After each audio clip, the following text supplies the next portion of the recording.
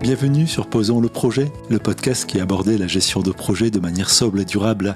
Qui abordait puisque ce projet de podcast a été clos le 1er mars, comme prévu après 10 publications.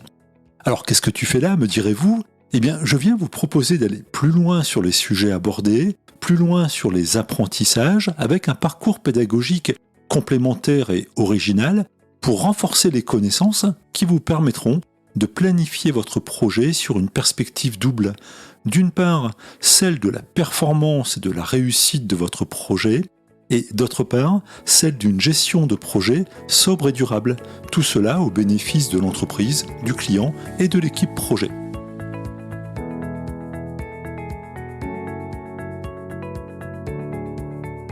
Sur le podcast Posons le projet, nous avons abordé en moyenne en 8-10 minutes des sujets clés de la gestion de projet comme la définition du livrable, l'organisation du projet, sa planification ou encore la gestion des risques et des changements. Je ne prétends bien évidemment pas avoir été complet sur ces sujets en si peu de temps. Nous n'étions pas sur une formation, même si ce podcast proposait un parcours à caractère pédagogique. Les retours de quelques auditeurs m'ont amené à m'interroger sur la manière d'apporter le complément nécessaire pour exploiter ces pratiques en gestion de projet.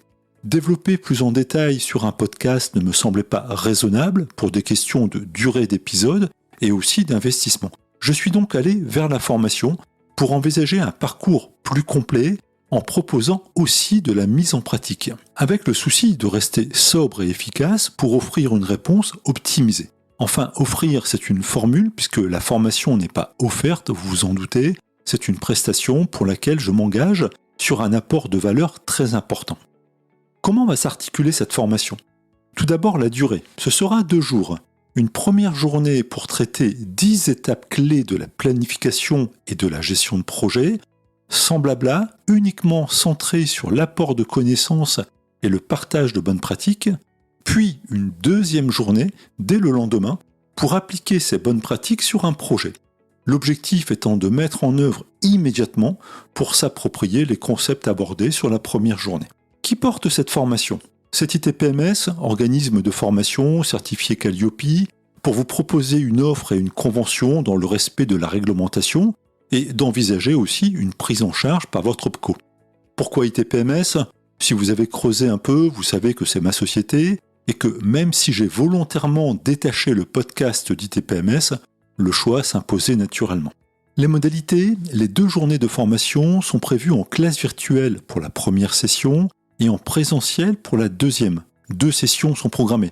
Dans un premier temps, première session les 11 et 12 avril en classe virtuelle donc, deuxième session les 25 et 26 avril à Lille en présentiel. En fonction des retours et de l'intérêt porté à cette formation, d'autres sessions pourront être programmées. Si vous voulez découvrir le programme et bien évidemment vous inscrire, rendez-vous sur itpms.fr, rubrique formation. En bas de la page, vous avez un bloc bleu qui annonce cette formation et qui vous emmènera sur la page de description à partir de laquelle vous pourrez télécharger le bulletin d'inscription. N'hésitez pas aussi à me solliciter directement si vous avez des questions particulières.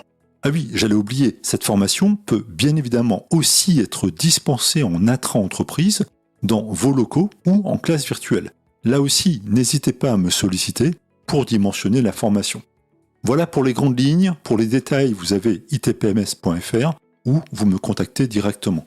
J'espère vous retrouver sur cette formation pour laquelle j'ai pris beaucoup de plaisir sur le développement et j'espère aussi avoir le plaisir d'échanger avec vous dans le cadre de ce parcours pédagogique.